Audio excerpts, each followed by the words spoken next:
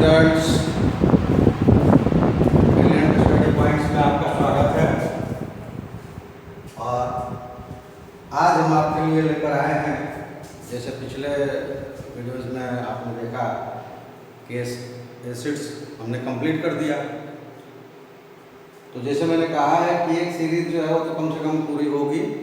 तो आज भी 10th क्लास से केमिस्ट्री से ही एसिड्स के बाद जो टॉपिक्स है बेस, तो उस बेस को लेकर हम आए हैं और आज बेस के बारे में हम लोग देखेंगे। तो बेस मान लीजिए कि जस्ट अपोजिट एसिड्स का वर्क करता है। एसिड्स जो हाइड्रोजन आयंस डोनेट करता है, तो बेस हाइड्रोक्साइड आयन डोनेट करता है और दोनों न्यूट्रलाइज हो जाते हैं और वाटर फॉर्म कर लेते हैं। तो बेस में बस उनके कुछ टाइप्स और उनके कुछ यूजेस और कुछ केमिकल उनके प्रॉपर्टीज़ को जानना है, क्योंकि वो सारे प्रॉपर्टीज जो एसिड में बताए गए हैं वहीं उसका विपरीत फॉर्मेशंस, कहीं कहीं पे सेम फॉर्मेशंस, जैसे कि एक न्यूट्रलाइजेशंस इक्वेशन हमने बताया था आपको एसिड्स में, तो वही इक्वेशन बेस के लिए भी है। मतलब जब आएगा बेस और एसिड रिएक्शंस, तो वो भी यही था, एसिड और बेस। अब एसिड बेस को हो चाहे बेस एसिड्स को, रिएक्शन तो न्यूट्रलाइजेशन था और सॉल्ट और वाटर ही बनेगा। तो चलिए कुछ देखते हैं इसमें। आज बेस है, पहले डेफिनेशन इसका देखते हैं। तो डेफिनेशंस बहुत तरह से दिया जा सकता है उसकी प्रॉपर्टी के अनुसार। Substance which is in better test, blue litmus, red litmus form in या चेंज इन ब्लू। तो ये बहुत सारे तरीके से दे सकते हैं, लेकिन उसका डेफिनेशंस और बड़े स्टैंडर्ड टर्म्स में हम दे सकते हैं। The ionic compound that produce negative hydroxide ion, यानी कि OH आयन। तो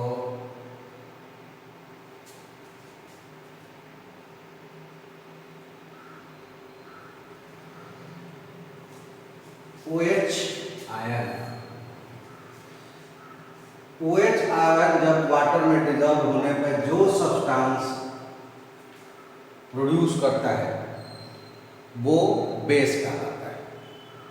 अब इसमें अलग अलग तरीके का आएंगे, उस पर हम लोग चर्चा करेंगे कि कई बार ऐसा होगा कि जो सब्सटेंस को क्या करेगा, OH आयन जो देगा वो कुछ कम मात्रा में पार्शियल डिजॉल्व होगा, कुछ कंप्लीटली डिजॉल्व होगा। तो ये उसके टाइप्स में हम पढ़ेंगे।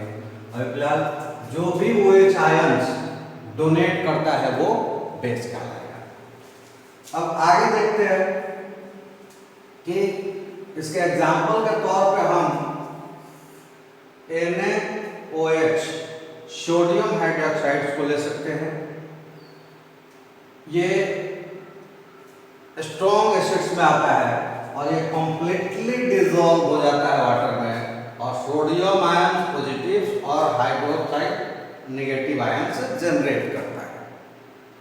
और ऐसे कंडीशंस में क्या है कि सोडियम हाइड्रोक्साइड उसका बेस्ट एग्जाम्पल हो सकता है किसका, बेस का।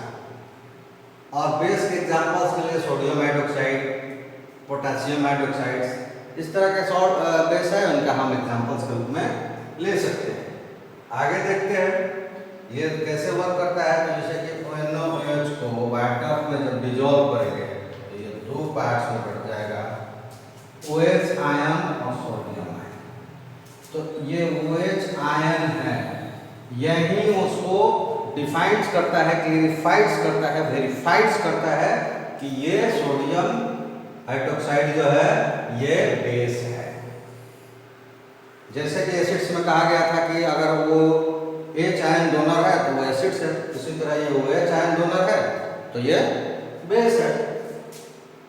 अब आगे की चर्चा हम करेंगे इनके टाइप्स के बारे में। तो एसिड्स भी जैसे बताया बहुत टाइप्स का होता है और बेस भी बहुत टाइप्स के होते हैं, लेकिन स्ट्रॉन्ग बेसिड और वीक बेसिड्स के नाम से जानते हैं। कुछ अलग सा एसिड्स है, उसमें भी हमने स्ट्रॉन्ग और बेस एसिड से लिया था, लेकिन उनके कुछ और एक्सेप्शन फैक्ट्स वगैरह भी बताए थे। इसी तरह इसमें सारे टाइप्स को हम देखते हैं। और ये देखिए, पहला strong base, it is a compound that has an ability to remove a proton from a very weak acid और they completely dissociate into its ion when in water. Examples are potassium hydroxides, sodium hydroxides. Strong base, जैसे अभी तुरंत हमने कहा कि strong base जो है वो क्या करता है, कंप्लीटली वाटर में डिसोसिएट होकर अपना फुल डिसोसिएशन दिखाता है और दो कंप्लीट आयंस में डिजॉल्व हो जाता है। साथ ही उसको एक और तरीके से डिफ्रेंशिएट किया जाता है, डिफाइन किया जाता है कि वो H आयन को पूरी तरह अपने आप में डिसोसिएट कर लेता है, H आयन को रिसीव कंप्लीटली कर लेता है, वो स्ट्रॉन्ग बेस कहलाता है। अब अगला देखते हैं, वीक बेस किसको कहते हैं। Weak base, there is incomplete dissociations when in water. The aqueous solution contains both the weak base as well as its conjugate acids. जैसे कि पानी को ले लो तो ये बिल्कुल बॉर्डर्स पे होता है, इसकी जो pH वैल्यू होती है 7 और बिल्कुल 0.011 बेसिक कंडीशंस में होता है, अन्यथा ये हमेशा ही न्यूट्रल पोजीशन में रहता है। अब पैराडिन्स को ले लो, पैराडिन्स या अमोनिया, ये जब भी वाटर का हम डिजॉल्व करेंगे ये कंप्लीटली डिजॉल्व नहीं होता है, अपना पार्शियल आयंस डिजॉल्व करता है और इस तरह से ये वीक एसिड्स के रूप में जाने जाते हैं। इसके साथ आगे बढ़ते हम लोग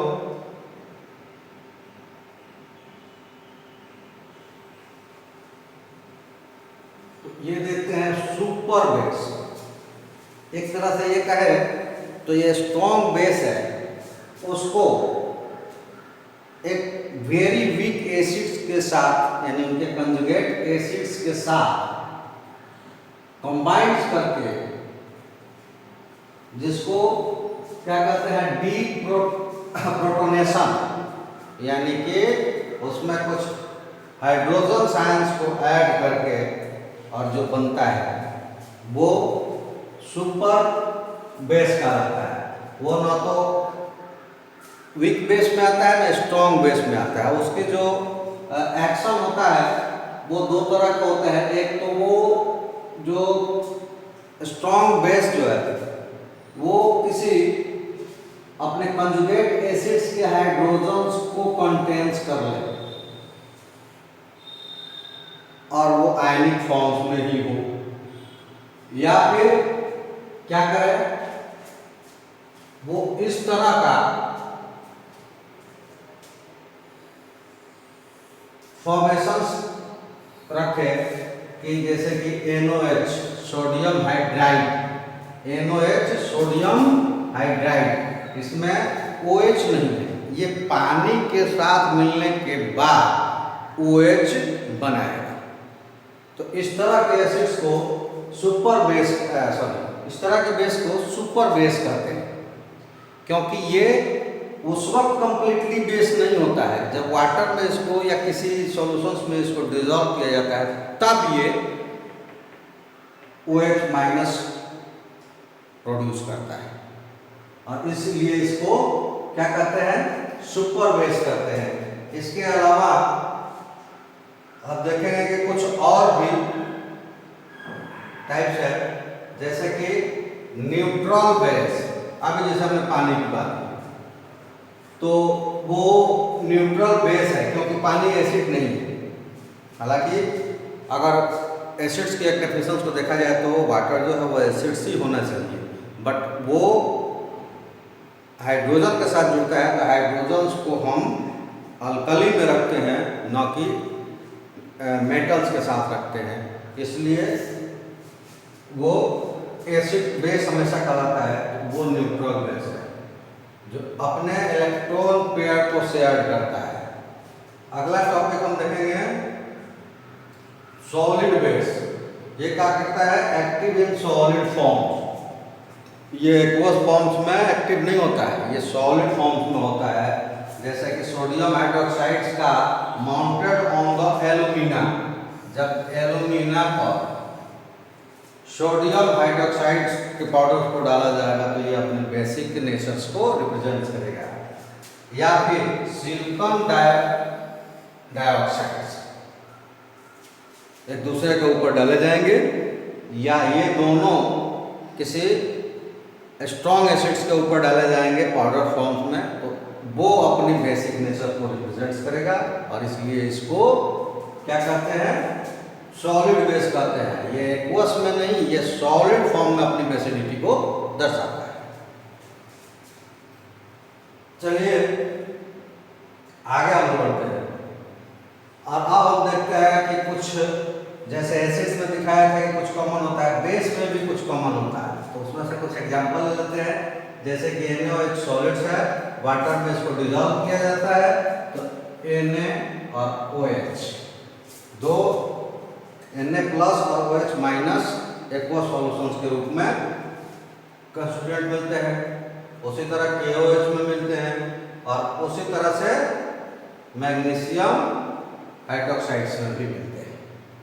तो इसमें बाकी सारे एक कॉन्स्टिट्यूट तो इसका अलग रहा, बट बाकी ये सारे जो है ये सब में कॉमन ही आया।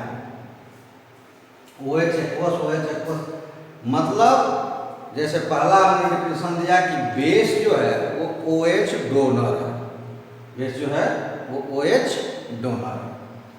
तो यही कॉमन है इसमें कि a base is substance which dissolve in water produce hydroxide ions. चाहे वो कोई भी बेस होगा, उसको जब डिजॉल्व करेंगे वाटर्स में तो वो या तो वाटर में डिजॉल्व होने के बाद वहाँ से ऑक्सीजन लेकर, या अपना सेल्फ जो है जिसे स्ट्रॉन्ग है उसका अपना सेल्फ OH आयंस है, और जो वीक है उनके पास वाटर में जाने के बाद वो वाटर से ऑक्सीजन गेन करके यानी मॉइस्चर्स होने के बाद OH प्रोड्यूस करते हैं। लेकिन OH प्रोड्यूस जरूर वो करते हैं अगर वो बेस है। ठीक है, चलिए आगे बढ़ते हैं।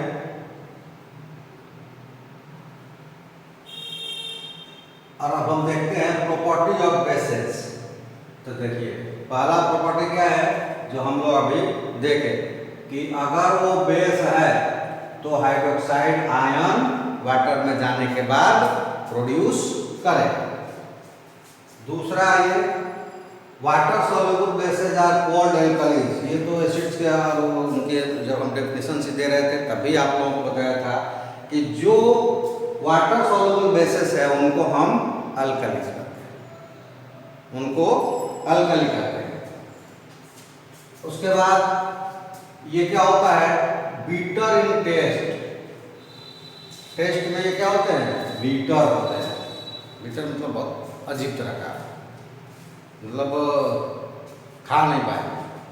एसिड्स का खट्टा होता था तो वो भले ही थोड़ा सा अजीब लगता है कि लोग खा लेते हैं। ये इसको मतलब एकदम साद, मतलब नमक तो बहुत न्यूट्रलाइज पोजिशन है, उससे भी स्ट्रॉन्ग बीटर टेस्ट का होता है।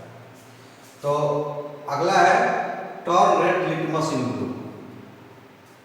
ये पहले ही बताया जा चुका है जब इनकी डेफिनेशन दी जा रही थी। तो ये रेड लिटमस को ब्लू में चेंज कर देता है, लेकिन एक्वस पोजीशन नहीं, ये भी दिखाया जा सकता है। अब ये देखिए एक्ट एज इलेक्ट्रोलाइट्स इन सॉल्यूशंस।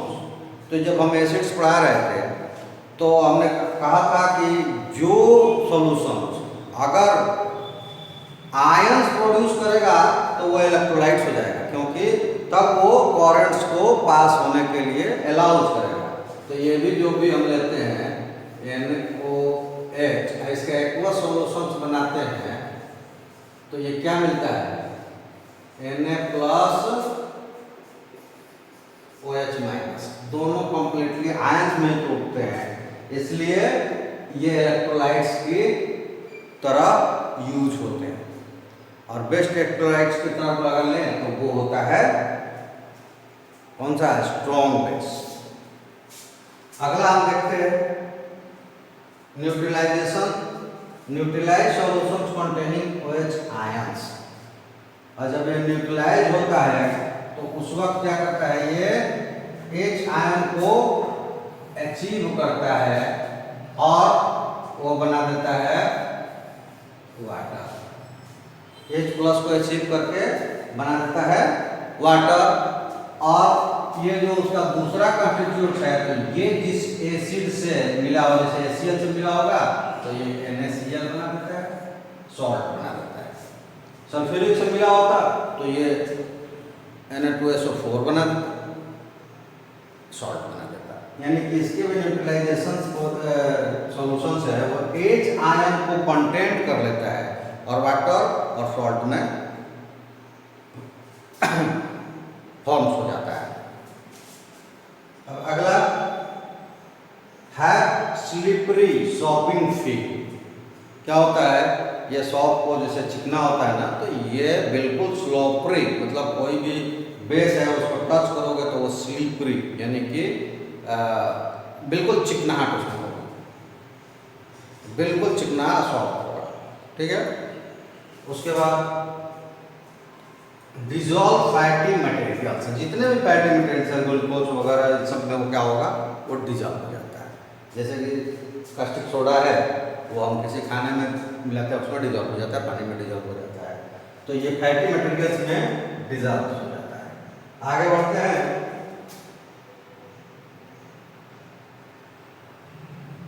और ये देखते हैं यूजेस ऑफ बेसेस, इनका यूज क्या है।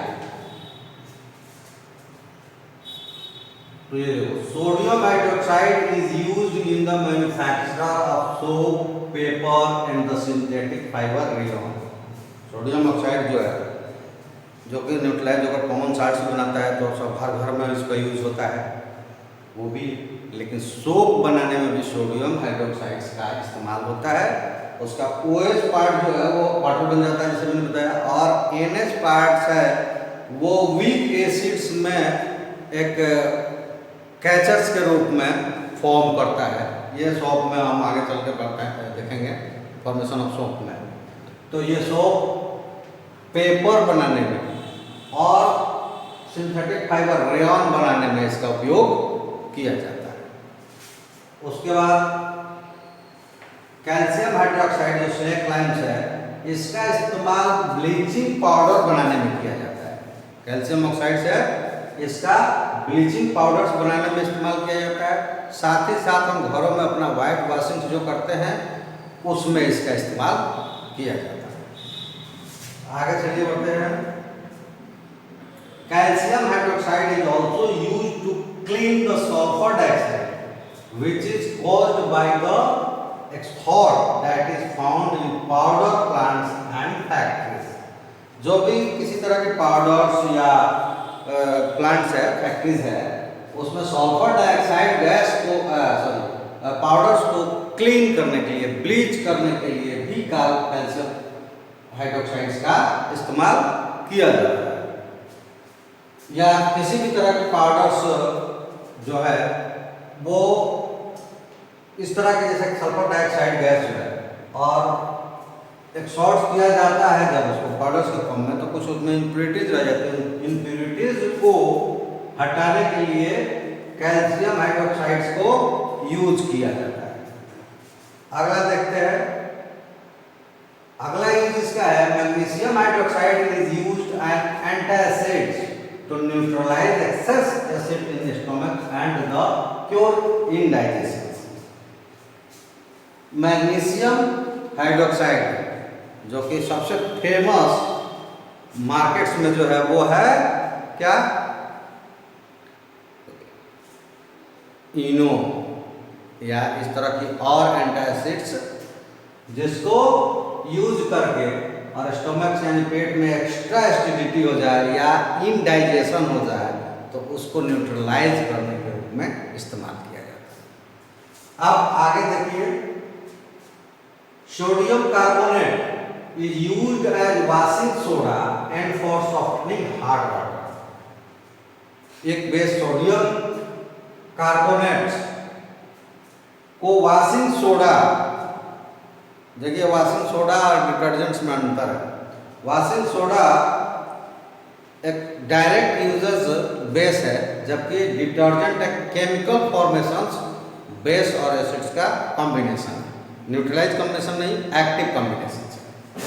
तो वॉशिंग सोडा या हार्ड वाटर्स को सॉफ्ट वाटर में बदलने के लिए सोडियम कार्बोनेट्स का इस्तेमाल किया जाता है। उसके साथ सोडियम बाइकार्बोनेट या जिसको हाइड्रोजन कार्बोनेट्स कहा जाता है, जिसके साथ HNO3 जुड़ता है कोई भी मेटल्स के साथ, तो उसको बाइकार्बोनेट्स या हाइड्रोजन कार्बोनेट्स। सोडियम के साथ जुड़ा है तो सोडियम का वो हो जाएगा सोडियम बाइकार्बोनेट्स या सोडियम हाइड्रोजन कार्बोनेट। इसको बेकिंग कोकेज फूड्स में इस्तेमाल किया जाता है, यानी बेकिंग सोडा के रूप में इस्तेमाल, पाउडर्स के रूप में इस्तेमाल किया जाता है। साथ ही साथ ये क्या कहा जाता है, फायर इन्वेस्टर्स, यानी कि जो आग बुझाने वाले वो जो घर ऑफिस में आपने देखते होंगे बॉटल रखे होते हैं, उसमें इसका इस्तेमाल किया जाता है। एंटासिड्स के रूप में भी इस्तेमाल किया जाता है इसका, जब इंडाइजेशन हो जाता है तो बहुत सारे मेडिकल स्टोर्स पे जो कुछ गोलियाँ मिलती है वो सोडियम बाइकार्बोनेट से ही बनी होती है, उसमें कुछ कंसंट्रेशन उसका होता है। साथ ही बेकिंग सोडा के रूप में कुकिंग में इस्तेमाल होता है। जैसे कोई ऐसी चीज़ है कि उसको थोड़ा फैटी बनने में टाइम लगेगा, या फिर जैसे कि मटर छोला वगैरह बनाना होता है तो उसमें क्या करते हैं, इसको डाल देते हैं और जल्दी से उसको बॉइल्ड आउट कर देता है। तो बेकिंग सोडा के रूप में या बेकिंग पाउडर्स के रूप में, एंटासिड्स के रूप में, या फिर फायर रिपेलेंट्स में सोडास के रूप में, सोडा एसिड्स के रूप में इस्तेमाल किया जाता है।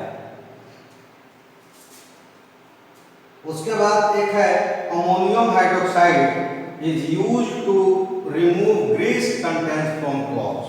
जैसे कि जो वर्कर रेट्स के लोग होते हैं, काम करते हैं, या फिर आपके साथ में कभी हो सकता है गाड़ी वगैरह से जा रहा है, उसमें ग्रीस कहीं लगी है, कपड़ों में लग जाता है, तो ग्रीस या ऑयली कुछ स्टेन्स लग जाते हैं कपड़ों पे, तो उन कपड़ों पर से उस ग्रीस या ऑयली स्टेन्स को हटाने के लिए अमोनियम हाइड्रोक्साइड्स का इस्तेमाल किया जाता है। अमोनियम हाइड्रोक्साइड्स का इस्तेमाल किया जाता है, और उससे ये क्या करता है, जब ये जाता है तो अपना OH आयन तोड़ता है और अमोनियम्स का जो पॉजिटिव साइंस है वो स्टेन्स को क्या करता है, कैच कर लेता है, यानी कि अट्रैक्ट कर लेता है और अपने साथ लेकर वो क्या होता है, वाटर फोबिक कहेंगे होता है, और वो दोबारा धुलने पर निकल जाता है।